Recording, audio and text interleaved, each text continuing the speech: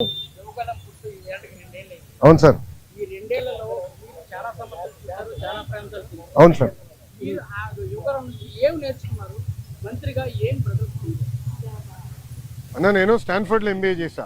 నేను Stanford ఎంబీఏకి apply చేసినప్పుడు ఒక ప్రశ్న ఉంటుంది స్టాన్ఫర్డ్లో, వై స్టాన్ఫర్డ్ ఎంబీఏ అని. ప్రైవేట్ రంగం నుంచి రాజకీయాల్లోకి నేను రావాలనుకుంటున్నా, ఏదో ఒక టైంలో వస్తాను, స్టాన్ఫర్డ్ ఎంబీఏ నేను ప్రిపేర్ చేస్తున్నాను భావిస్తున్నా అనుకున్నా అని రాసా. కానీ అక్కడికి వెళ్ళి చదువుకున్నారు, నాకు అర్థమైంది స్టాన్ఫర్డ్ ఎంబీఏ బిజినెస్ మంచిది అని. పాదయాత్ర రాజకీయాల్లో ఒక ఎంబీఏ లాంటిది. ఎందుకంటే ప్రజలకి దగ్గర ఉంటాం, నిరంతరం ప్రజల సమస్యలు తెలుసుకునే వాడిని. సో ఇప్పుడు ఎవరన్నా నాకు అర్జీ ఇచ్చినా, నన్ను ఎవరైనా కలిసినా, ఒక మెసేజ్ నాకు వచ్చినా, తన వెనకాల ఎంత కష్టం ఉందో నాకు ఇప్పుడు అర్థం చేసుకోగలుగుతాను. సో యువగలం పాదయాత్రలో కూడా నేను అనేక హామీలు ఇచ్చాను, ఒక్కొక్క హామీ నిలబెట్టుకుంటూ వెళ్తున్నాను. ఇచ్చిన ప్రతి హామీ నేను నిలబెట్టుకున్నాను, అంటే ఎలాంటి సందేహం లేదు.